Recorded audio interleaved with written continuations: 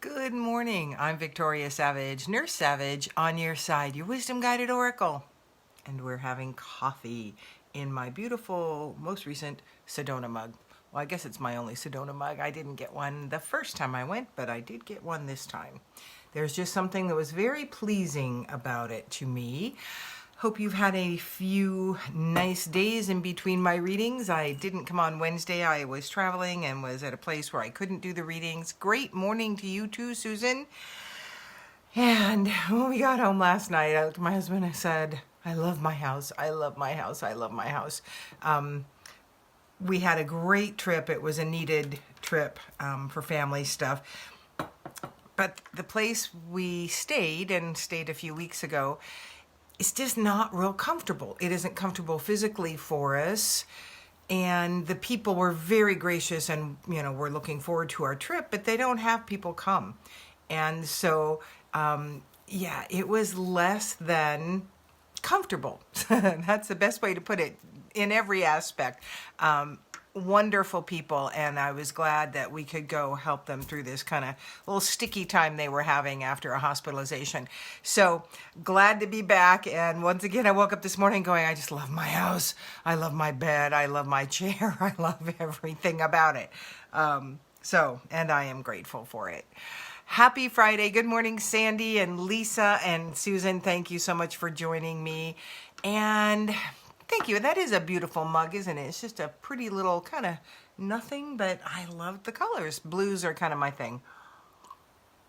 Had a very fun chance run-in with a woman at the top of Donner Summit on our way home. I noticed her license plate when we passed her, and then she pulled in, and out stepped this woman with very noticeable hair, and we started talking and just connecting, and so I do hope we get to connect again. We did exchange information, so love those kind of chance meetings. Good morning, charms.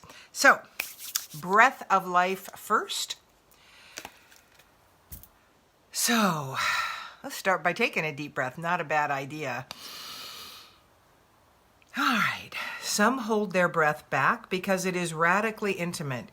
It moves out from deep within us and eventually shares our deepest dreams, even those we thought we lost forever. Breathing in, hear the words, what I lost. Breathing out, hear the words, is now found. So those bits and pieces of us that can get lost throughout our lives for various reasons, in my opinion, it's the playfulness, it's the childlike wonder of life that gets lost. And when we can look at life in that childlike aspect, there's so much more to be seen. Yesterday was Earth Day, and I shared the very first, so I spent 9 hours polluting the air driving, but nonetheless, it was a necessary thing. The first Earth Day, our 8th grade class walked downtown Truckee, which was a good mile plus, and we picked up garbage all along the route till we got downtown. And then we had a bench made and we had a plaque put on it to commemorate Earth Day. And that was the very first one. I'm suddenly now feeling very old. But it was really special because it was just the thing that was that catalyzed the beginning of us maybe starting to be a little more respectful, some of us anyway, and of what Mother Earth is to us. And now we begin to know even more and more. As we saw when we all went inside for COVID, the earth began to repair her waters and all of that. It was an interesting revelation, and I think more of us are more aware now.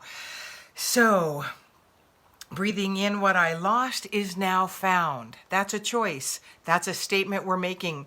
And as we take that breath of life in, we're fueling that statement. The first card that I drew today, beautiful owl, see the truth. Know the truth about who you are, what your impact in the world is, even the tiniest thing you do. Your energy behind it goes out into the world. That's a great thing to keep in mind. Remember, you are impactful, and every single person you come in energetic contact with, close enough to actually share energies unknowingly, you're impacting. So you loving you, caring for you, honoring you, owning all that is you, the shadows and the light. The truth is, that just raises your vibration. It allows you to share energy that is far more powerful. It also allows you to start to become the observer of your life. And I think that's probably a program I need to do, what it means to be the observer, the third party. It's a very interesting stance to have in your life because it comes from a place of great power. And I am all about standing in our divine authentic power, because that just expands what we get to do, the impact we have, and how we can positively help other people. So we're going to see the truth. One of those truths is infinite abundance. Now, I got to tell you, abundance is pouring into your life. Excuse me, that postnasal drip. Absolutely. That abundance became very clear to me just in my surroundings. I'm truly a very grateful oriented person. I am grateful for my home and my property here, and the fact that I get to go outside and play with plants and be in nature quickly out my door. And that truth became so evident as I was away from that in a setting that was less than comfortable for a few days. And the truth is, my surrounding is what I have made abundant and brings me that understanding of abundance. What brings you abundance? That's a good question. What is it that brings you the feeling of abundance? Is it being able to get out with friends and enjoy a walk by the river, a conversation, a cup of coffee, a glass of wine? What truly is abundance to you? When you start to understand that, because we tend to focus on abundance as what the world tells us abundance is, what the nightly news tells us abundance is. It's more of everything. That's what abundance is in the world's point of view. But the abundance that I really felt about my home is that intimate, I have been blessed with these things. My children, my grandchildren, my friends, those are my abundance. My ability to get to a place where I can be peaceful. That's part of what was very uncomfortable in this trip. As an empath, I have to have some time to myself, some alone time. That is a need. That isn't it is a luxury, but it's something my soul needs. And when I have these periods of time when that can't happen, it's very unsettling inside. So alone time means abundance to me too. So start thinking about the things that make you feel abundance and know that your answers are within.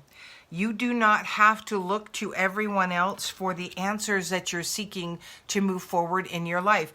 And the inner is where that abundance really starts. It's not what happens outside that creates our abundance. It's what's happening inside. That's why becoming the observer in your life is vitally powerful for you understanding what true abundance is to you. And when you really understand that, then you really start bringing it to yourself more and more because you go out and seek it.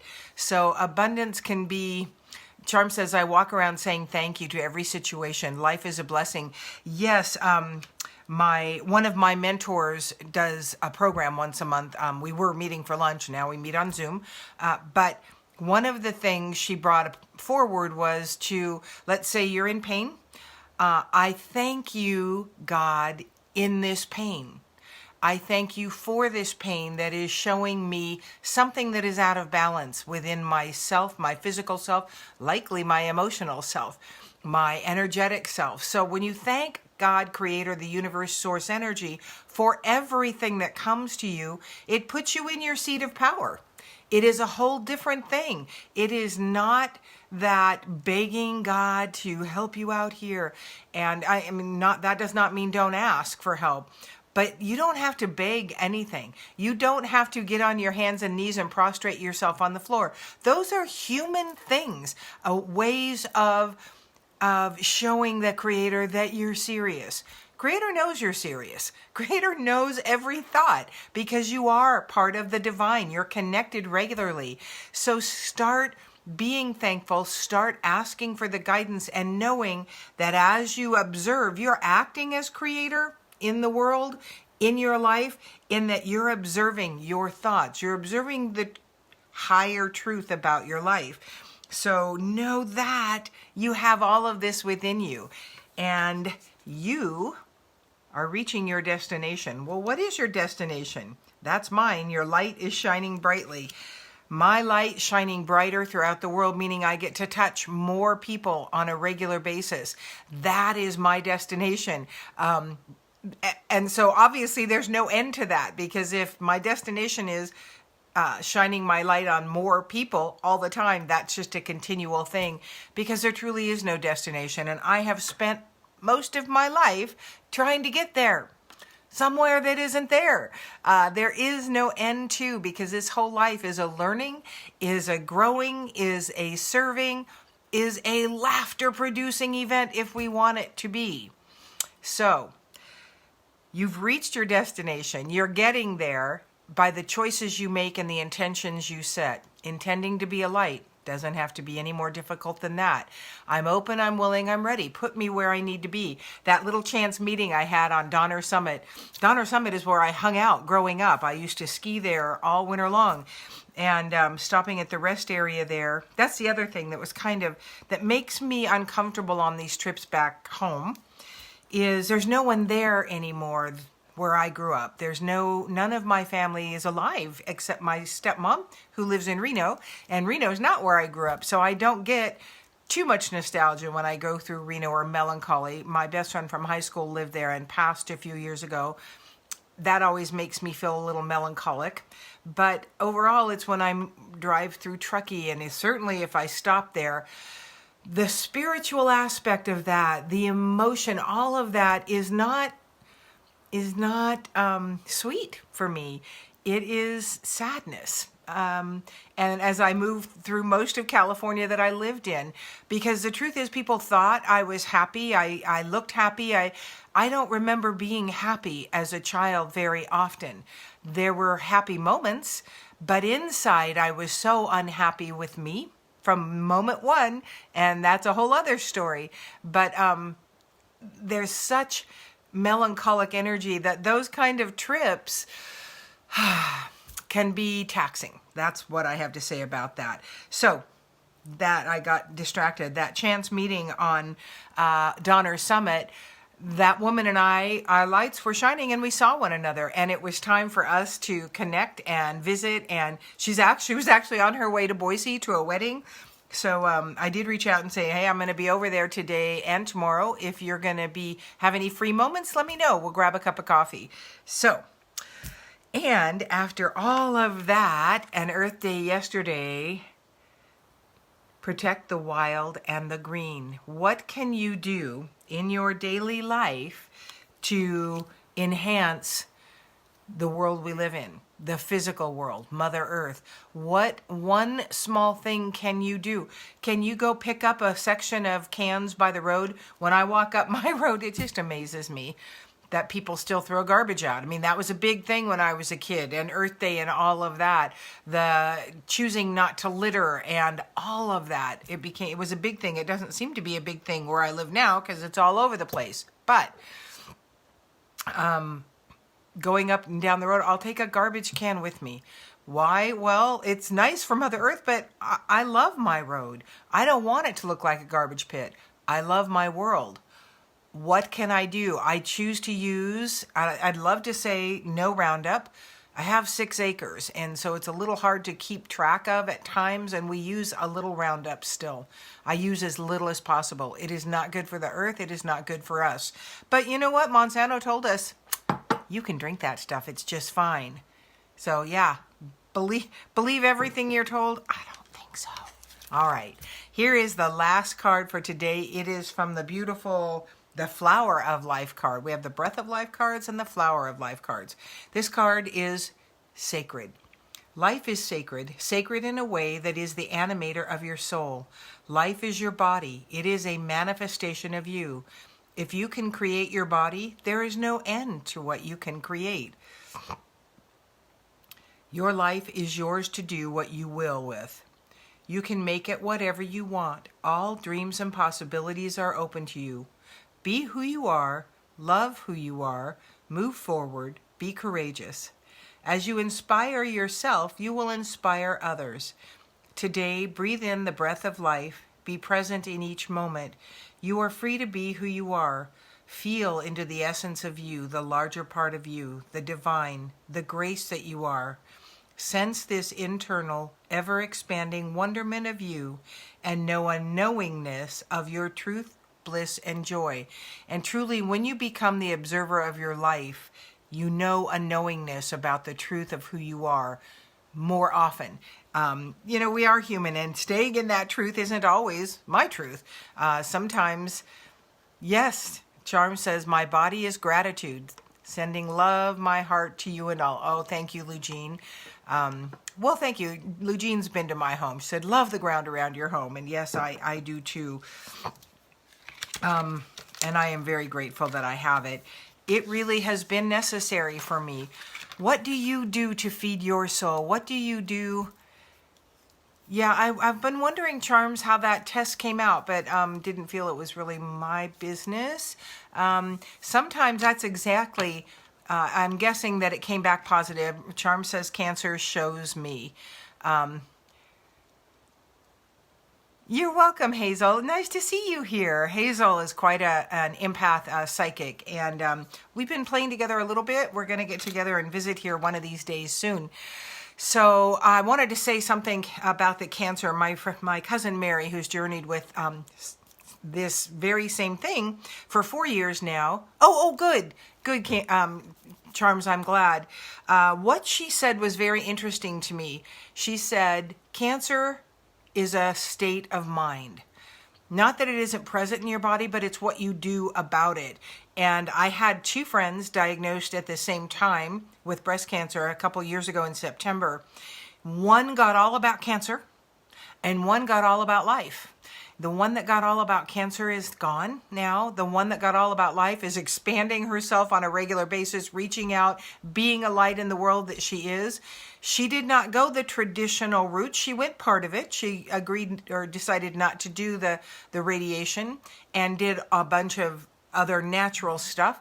And the one that, in fact, I even offered to do some energy work with the one that got all about cancer, and she declined. So her journey was to move out of this world with that diagnosis.